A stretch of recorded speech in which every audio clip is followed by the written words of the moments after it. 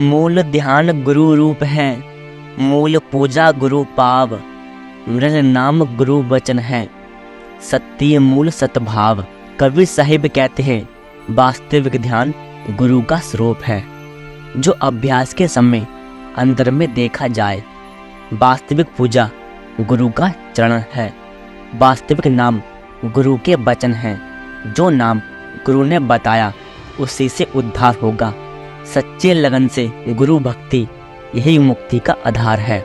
आगे कबीर साहिब विस्तार से समझाते हुए कहते हैं, जिस तरह हम बिना आग के खाना नहीं बना सकते या फिर बल्ब की मात्र तस्वीर टांगकर कमरे में रोशनी नहीं कर सकते, उसी तरह रूहानियत में भी हमें सही कनेक्शन की जरूरत है। उसकी जरूरत है जो हमारे अंदर चिंगारी सुलगाकर हमें रोशनी दिखा सके। वह कनेक्शन है सतगुरु द्वारा नामदान की बख्शिश। नामदान के दौरान सतगुरु हमें भजन सिमरन की वह युक्ति समझाते हैं जो जिज्ञासु को शब्द यानी लोगस के साथ जोड़ती है। नामदान के वक्त जो दात हमें बख्शी जाती है वह सतगुरु के निजी अनुभव पर आधारित सत्य सतगुरु स्वयं उस परम सत्य का प्रकट रूप है। संत सतगुरु का ज्ञान और अनुभव उनके उपदेश में जाहिर होता है, जो कि उनके आंतरिक ज्ञान का रूहानी खजाना है। अपने उपदेश द्वारा वे हमारी आत्मा को उसके स्रोत उस परमात्मा में विलीन करने की युक्ति बताते हैं। अपने अनुभव द्वारा वे हमें विश्वास दिलाते हैं कि केवल भजन सिमरन द्वारा ही उस परम सत्य को प्रकट किया जा सकता है। हालांकि पूर्ण सतगुरु को उस परमात्मा का ज्ञान और उसका अनुभव दोनों ही होते हैं, लेकिन वह हमें उसके बारे में केवल ज्ञान देते हैं। भजन सिमरन द्वारा हमें खुद उस रास्ते और उस सच्चाई का अनुभव करने की जरूरत है। नामदान लेकर भजन सिमरन करते हुए भी शिष्य को अपने धर्म का पालन करने पर कोई रोक नहीं है। संत मन का उपदेश जात पात धर्म और राष्ट्र के भेदभाव से ऊपर है। नामदान मिलने पर हमें अच्छी सेहत और धन दौलत की कोई गारंटी नहीं मिल जाती। अगर धनवान होना रूहानियत को पाने की कसौटी माना जाता तो जीसस क्राइस्ट और महात्मा बुद्ध रूहानियत में असफल ही रहते। जीसस क्राइस्ट के पास कोई धन दौलत नहीं थी और महात्मा बुद्ध ने तो अपना सब कुछ त्याग दिया था।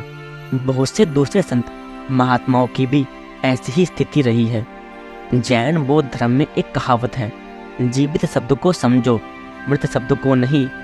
धर्म और दर्शन शास्त्र का सच्चा उपदेश इन्हीं शब्दों में समाया हुआ है।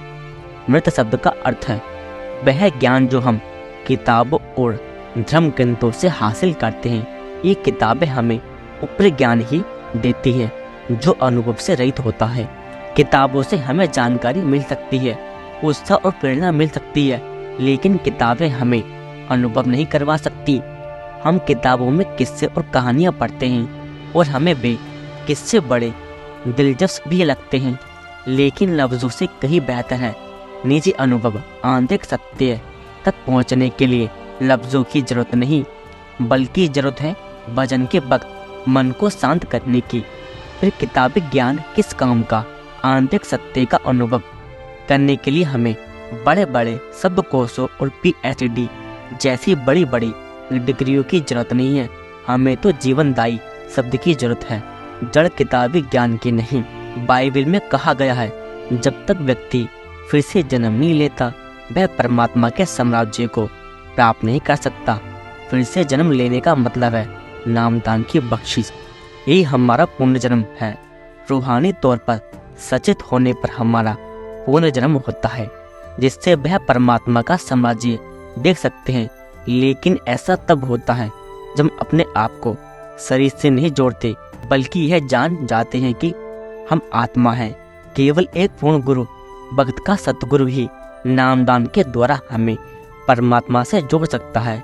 नामदान रूहानियत की वह दिव्य चिंगारी है जिसकी बख्शिश भक्त के सतगुरु अपने शिष्यों को करते हैं, ताकि शिष्यों की सोई हुई रूहानी शक्ति जागृत हो सके। इस ज्योति के एक बार प्रकाशमान होने पर 5 नाम का स्मरण करते रहने से यह निरंतर जलती रहती है। नामदान द्वारा सतगुरु हमें इस मायावी दुनिया के भ्रमों के प्रति सचेत करते हैं और हमें गहरी नींद से जगाकर परमात्मा से मिलाप का रास्ता बताते हैं। इसलिए हमें सतगुरु द्वारा दिए गए सिमरन का लगातार अभ्यास करने की जरूरत है।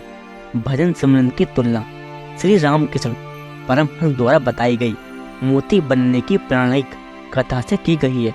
जब बारिश होती है तो सीप का मुंह खुल जाता है और वह पानी की एक बूंद को अपने अंदर समेट लेती है। फिर यह सीप समुद्र की तह में चली जाती है और तब तक बह रहती है जब तक बारिश की वह बूंद एक सुंदर मोती का रूप नहीं ले लेती। इसी तरह सतगुरु से सिमरन की युक्ति जान लेने के बाद पूरी लगन से एकाग्र होकर अभ्यास करने से ही हम रूहानी प्रकाश का मोती प्राप्त कर सकते हैं।